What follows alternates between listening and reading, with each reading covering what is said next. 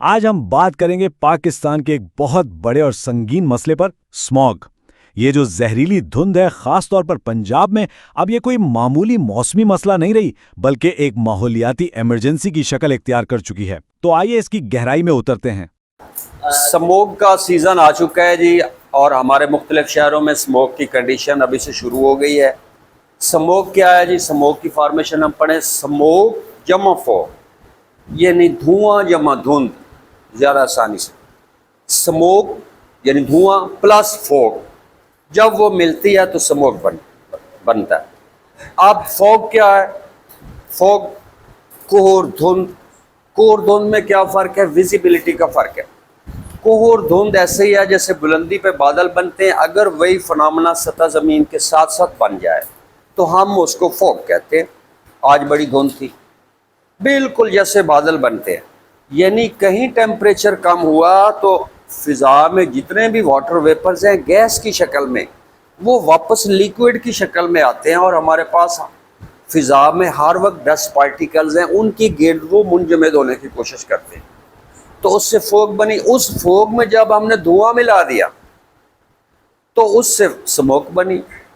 اب یہ کیمسٹری ہے کہ کسی ایک فارمیشن میں جب کوئی تیسرا عنصر ملایا جاتا ہے تو ایک نیا مرکب بنتا ہے، تو وہ یہ ریئیکشن ہے۔ جب فوگ کے ساتھ سموگ ملتا ہے کیمسٹری کی لیبارٹری میں، ہم کسی چیز کو جب بناتے ہیں، ملاتے ہیں، تو اس کا رد عمل آتا ہے، تو پھر وہ زہریلی ہو جاتی ہے۔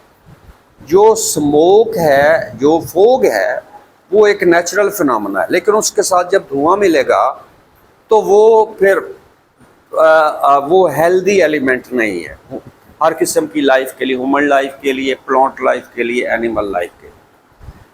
تو اب ہم دھواں کیسے ملاتے ہیں؟ وہی جیسے ہم فاسل فیولز جلا رہے ہیں، کتنا زیادہ، سب سے زیادہ فیکٹر یہ ہے۔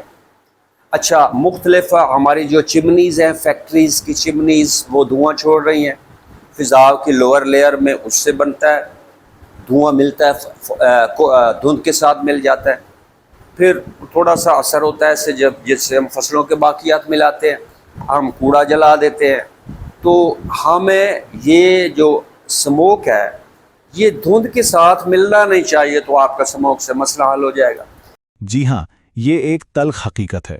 ورلڈ ایئر کوالٹی انڈیکس کے مطابق 2023 میں لاہور فضائی آلودگی کے معاملے میں دنیا بھر میں پہلے نمبر پر تھا۔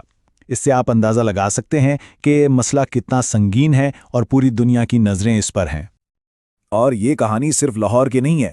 آپ دیکھیں، فیصل آباد، گجرانوالہ، سیالکوٹ، ملتان، یہ بڑے شہر بھی دنیا کے 20 سب سے آلود شہروں کی فہرست میں شامل ہیں۔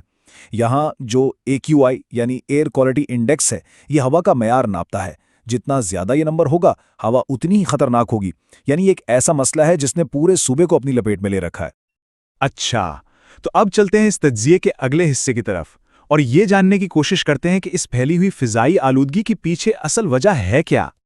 یہاں جو بات سب سے زیادہ چونکا دینے والی ہے وہ یہ ہے کہ پنجاب کے محکمہ ماحولیات کے مطابق 60% فضائی آلودگی کا ذمہ دار صرف اور صرف ایک شعبہ ہے، ٹرانسپورٹ۔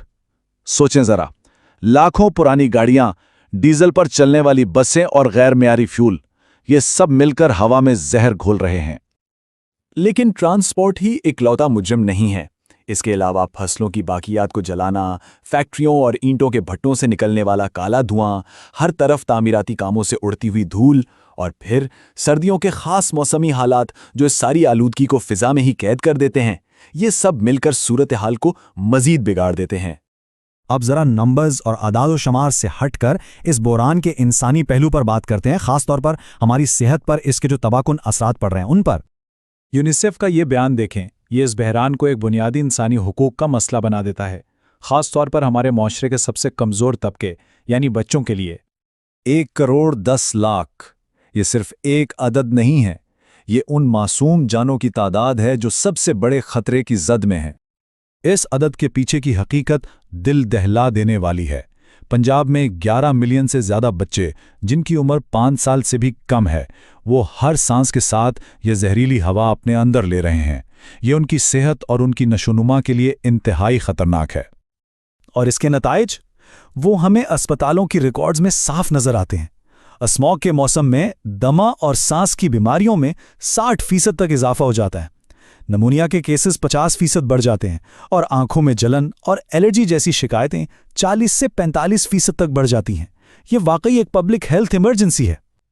लेकिन सवाल ये पैदा होता है कि क्या इस मसले का कोई हल है? जी बिल्कुल है। अब हम मसले से हल की तरफ बढ़ते हैं और देखते हैं कि दुनिया के दूसरे ममालिक ने इस तरह के बहरानों पर कैसे काबू पाया है। तारीख गवाह है कि तब्दीली मुमकिन है, चाहे वो 1952 में लंदन की जानलेवा स्मोग हो, जिसके बाद सख्त कानून साजी हुई, या 1970 में अमेरिका का क्लीन एयर एक्ट, या फिर हाल ही में चीन की कोशिशें जिससे उन्होंने PM 2.5 की सतह में नुमाया कमी की, यानी हवा में मौजूद वो इंतहाई छोटे खतरनाक ज़र्रात जो सीधे फेफड़ों में जाते हैं। ये सब मिसालें साबित करती हैं कि अगर इरादा हो तो साफ हवा का हुसूल मुमकिन है। तो इन आलमी कामयाबियों से सीखकर पाकिस्तान इस बहरान से निपटने के लिए क्या ठोस इक़दामात कर सकता है, आइए देखते हैं।